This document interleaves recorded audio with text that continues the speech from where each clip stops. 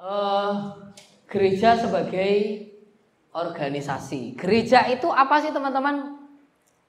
Definisi gereja menurut teman-teman. Monggo. Siapa yang mau berpendapat? Tak kasih hak loh ini. Gereja itu apa toh? Apa? Perkumpulan orang percaya. Ada lagi? Tempat persekutuan. Ada lagi? Kadang-kadang pertanyaan yang seringkali mengganggu ini. Gereja itu sebetulnya gedungnya ini atau orang-orangnya? Orang-orangnya. Nah, terus gedungnya apa? Gedung gereja, betul. Wah, ini Pak Bas ini memang out of the box gitu ya. Ya, kalau kita berkaca dari pokok-pokok ajaran GKJ, definisi gereja itu seperti ini. Nah, sekali lagi bahwa kenapa saya seringkali menggunakan pokok-pokok ajaran GKJ dan tata gereja tata laksana GKJ, kedua dokumen itu merupakan hasil persidangan sinode, di mana diskusi-diskusi yang dikembangkan itu juga berdasarkan dari penggalian pemahaman atas firman Tuhan, sehingga ketika pun akan mendefinisikan gereja, mendefinisikan tentang ibadah gitu, apa yang tertulis di pokok-pokok ajaran itu semuanya atas dasar firman Tuhan, bukan gawe sakarepe dhewe. Sehingga sekalipun saya menyertakan di sini hanya pokok-pokok ajaran gereja, bukan berarti tanpa landasan firman Tuhan. Tetapi justru ini semua adalah rumusan atas pergumulan-pergumulan dari banyaknya firman Tuhan itu untuk kemudian dibuat satu rumusan definisi tertentu. Nah, termasuk salah satunya adalah definisi tentang gereja. Mari kita baca bersama-sama definisi gereja menurut pokok-pokok ajaran GKJ. 3, 4.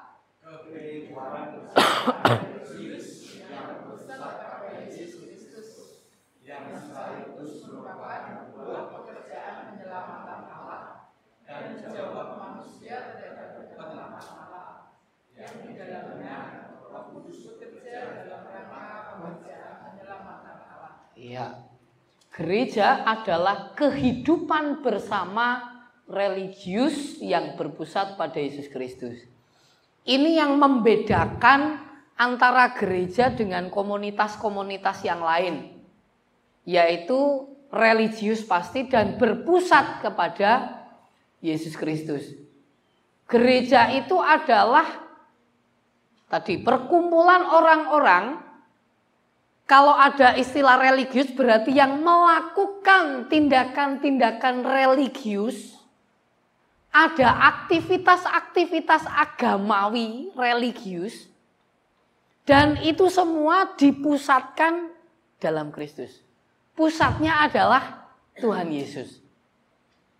Jadi ya sebetulnya gereja-gereja yang kemudian ada banyak aktivitas-aktivitas religius, tapi kadang-kadang tidak dipusatkan pada Yesus Kristus. Pusatnya bukan Tuhan Yesus, tapi pusatnya mungkin orang-orang tertentu. Nah, itu berarti beda, itu berarti bukan gereja.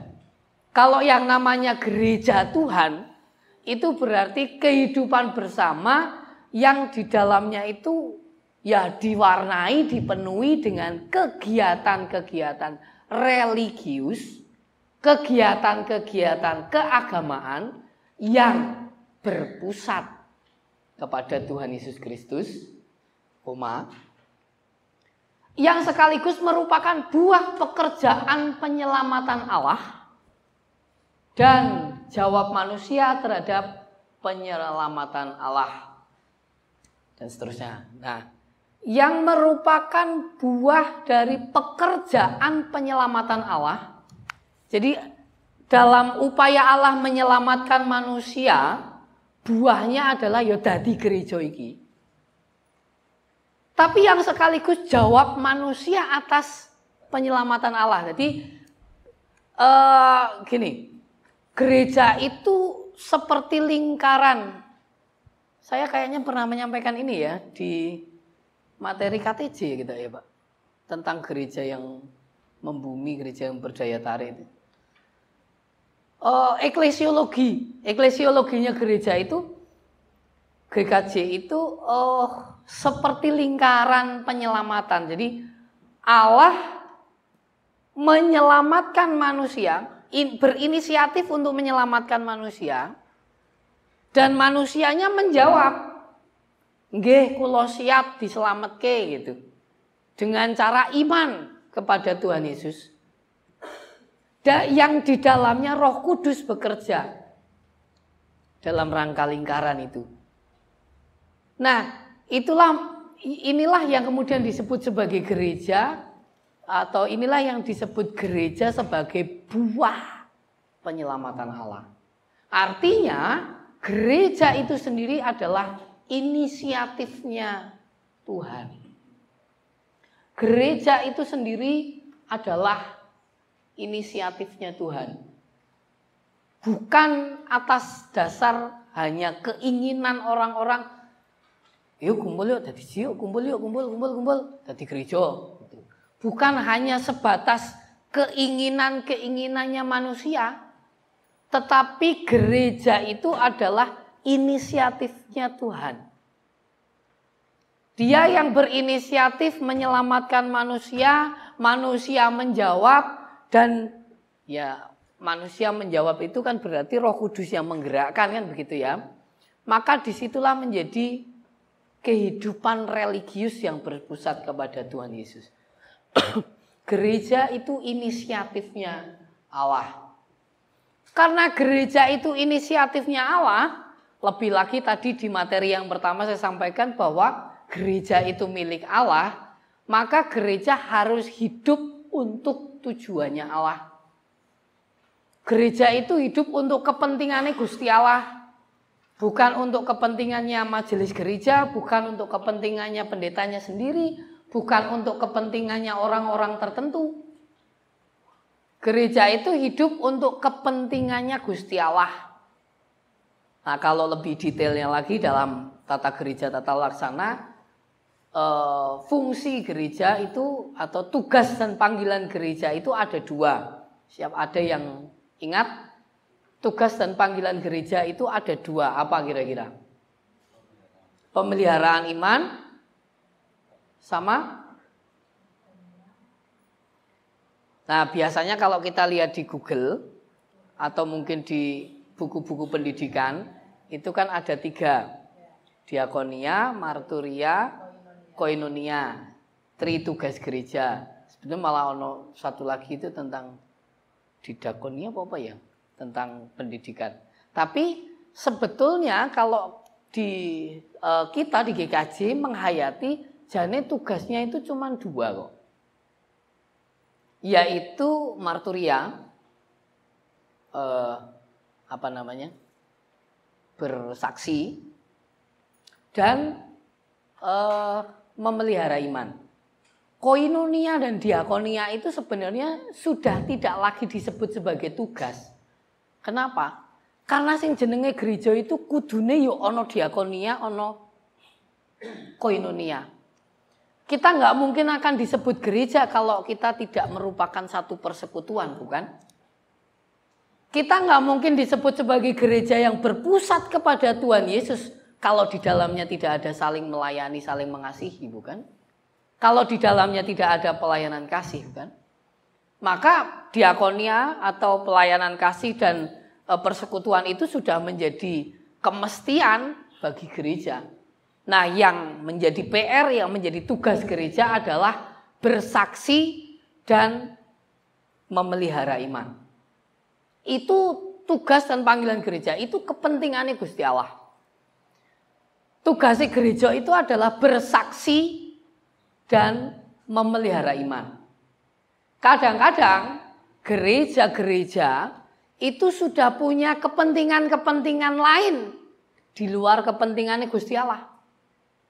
Kepentingan-kepentingan yang lain yang ya kadang-kadang malah sok mengatasnamakan kepentingan Gusti Allah, tapi sebetulnya untuk kepentingan sendiri, kepentingan kelompok-kelompok sendiri. Gereja ini yang harus kita ketahui bersama, harus kita sadari bersama. Gereja itu miliknya Allah, gereja itu inisiatifnya Allah, maka gereja harus hidup untuk tujuan Allah, untuk kepentingan Allah. Dengan demikian maka gereja itu sakjane gur sekedar alat, organ yang hidup, alat yang hidup atau yang bergerak untuk suatu kepentingannya Gusti Allah. Jadi kehidupan bersama kita itu sebenarnya hanya sebatas alatnya Gusti Allah. Alat untuk suatu kepentingannya Gusti Allah. Itulah sebabnya maka gereja harus hidup dengan sistem organisasi yang baik supaya bisa mencapai tujuannya Gusti Allah. Sampai sini siapa yang bingung? Tidak apa-apa kalau bingung, boleh angkat tangan. Tak baleni meneh saka materi yang pertama. Mending ora bingung, Pak. Gitu ya. Gereja itu adalah alat untuk menjalankan kepentingannya Gusti Allah. Maka gereja harus hidup dengan sistem organisasi yang baik.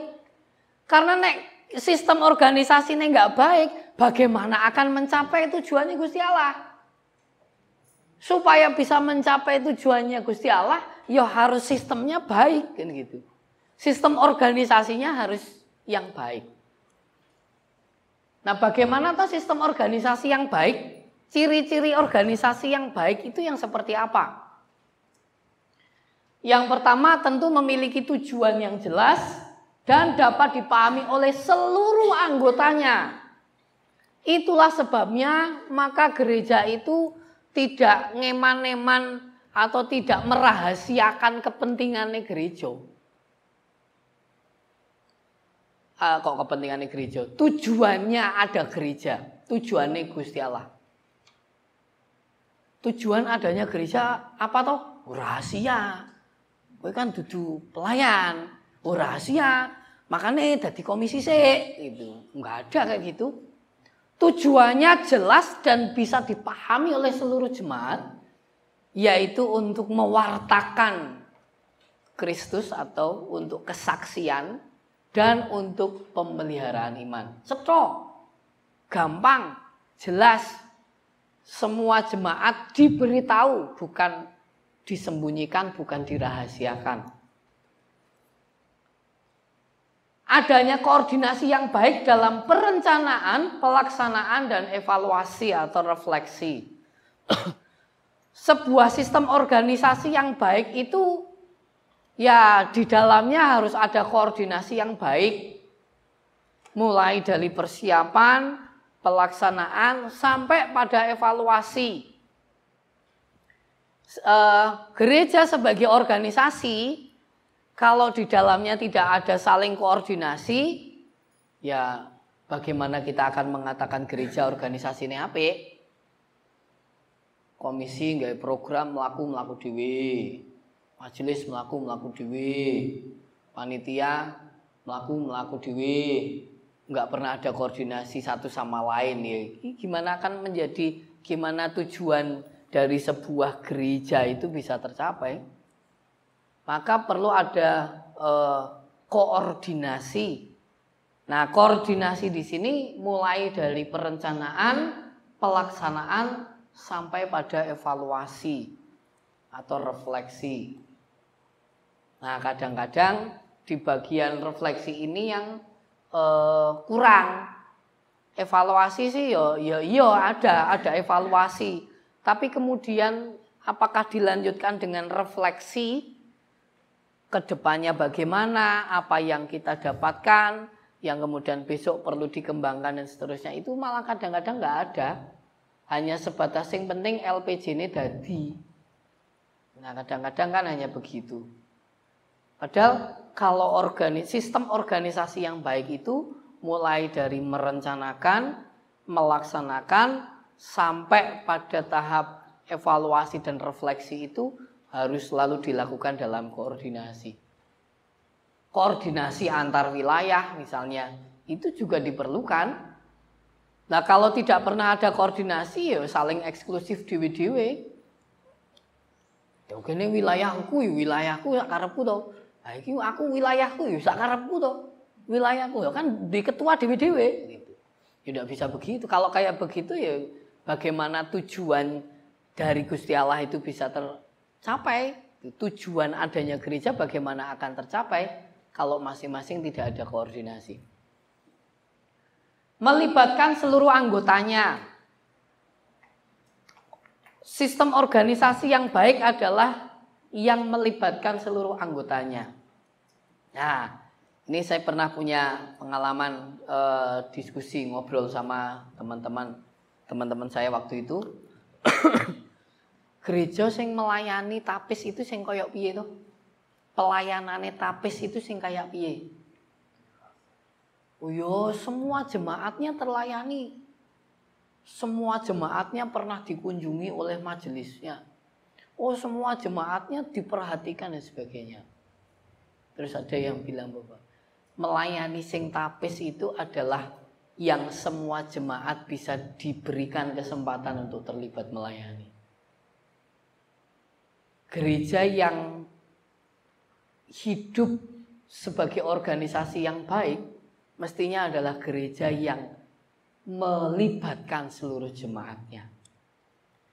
Nah itulah sebabnya maka gereja itu selalu membuka ruang selebar-lebarnya bagi jemaat untuk ayo terlibat pelayanan. Ayo terlibat di dalam organisasi gereja ini. Kita semua ini sedang memikirkan apa yang menjadi tujuannya Gusti Allah kok. Maka kalau kadang di dalamnya dalam diskusi, dalam pendapat, perbedaan pendapat, ada banyak pertimbangan yang kadang-kadang kita nggak kepikiran gitu ya. Pertimbangan-pertimbangan itu, semua pertimbangan itu bukan ya dasarnya bukan untuk kepentingannya sendiri, tetapi untuk mempertahankan tujuan Allah melalui gerejanya ini. Maka perlu untuk melibatkan seluruh anggotanya. Nah sekali lagi kalau dilibatkan seringkali malah menolak. Padahal itu kesempatan gitu. Bekerja dengan efektif dan efisien. Sebuah organisasi yang baik itu bekerjanya dengan efektif dan efisien.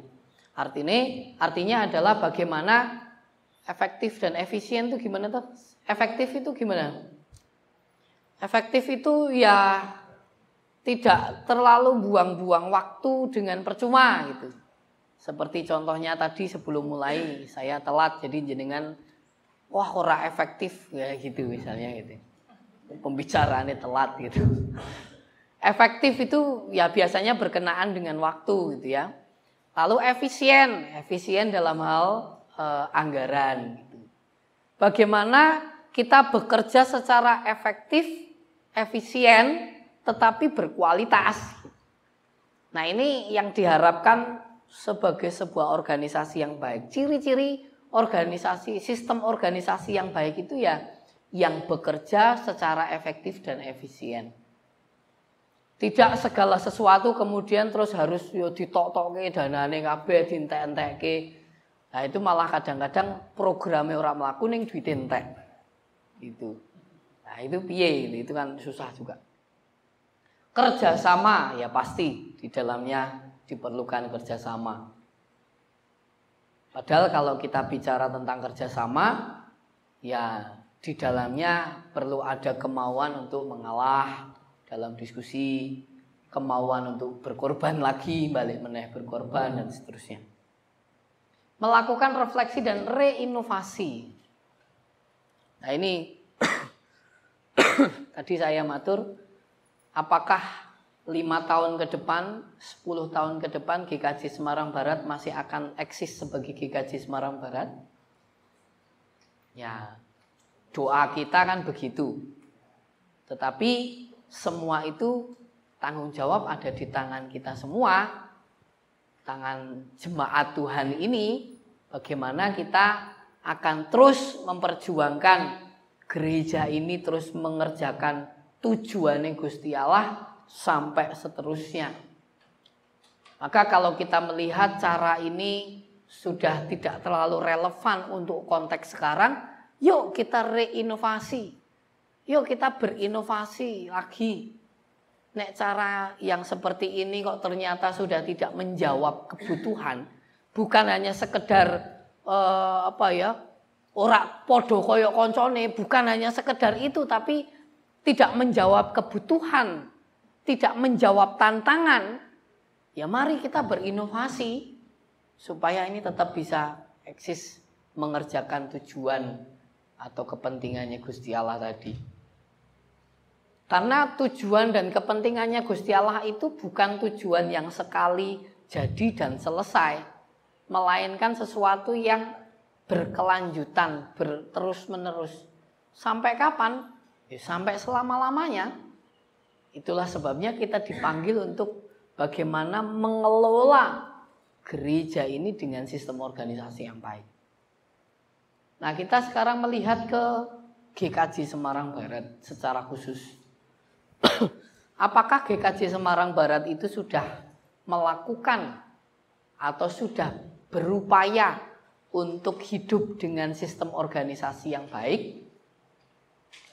Ya, kita bisa melihat sebetulnya sudah ada banyak upaya yang kita lakukan, GKJ Semarang Barat lakukan untuk membawa diri sebagai organ hidup, sebagai alatnya Gusti Allah itu dengan piye carane untuk bisa hidup dengan sistem organisasi yang baik supaya dalam keberjalanannya ini bisa terus memperjuangkan kepentingan dan tujuan Gusti Allah.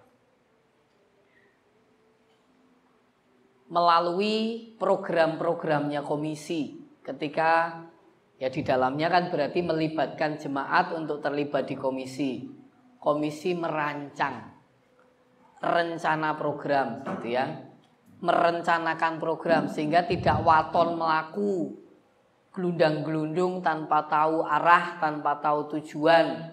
Bukan yang seperti itu, tetapi dengan adanya komisi-komisi, teman-teman yang sudah terlibat di komisi merancang program, mengupayakan supaya program sesuai dengan tema kayak gitu.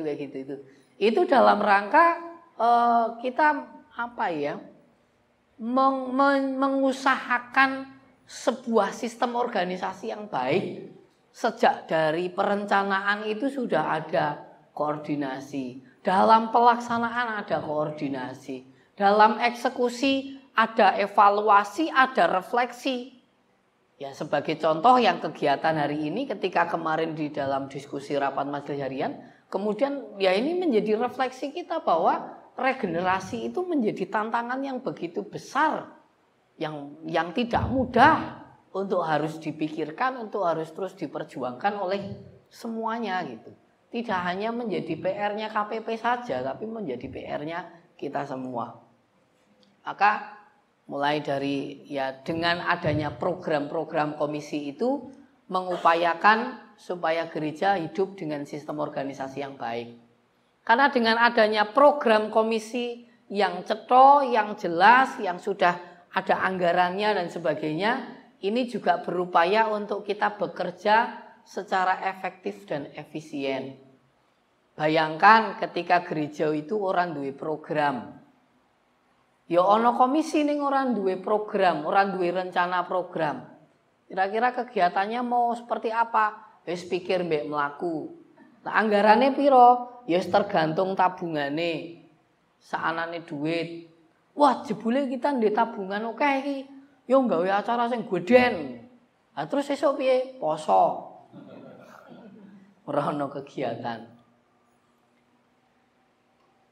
Lalu raker tahunan juga bagian dari koordinasi rapat kerja, rapat koordinasi mulai dari pengurus komisi, dari kantor gereja, dari ya semua yang terlibat di dalam pelayanan itu, supaya sistem organisasi yang berjalan di gereja itu menjadi cukup baik karena ada koordinasi, ada kerjasama, dan berupaya untuk bekerja secara efektif dan efisien. Juga ada pelibatan terhadap jemaat. Kalau meh digarap majelis kabeh ya terus yang liane kan ngopo kan gitu. Dan malah itu nanti bisa dituntut. Aku sebagai warga gereja tidak diberikan haknya, tak gowo pengadilan misalnya gitu. Evaluasi tengah tahun ini juga bagian dari upaya kita melihat seberapa efektif dan efisien kerja kita. Ya walaupun kita itu lembaga gereja, tapi ya bagaimanapun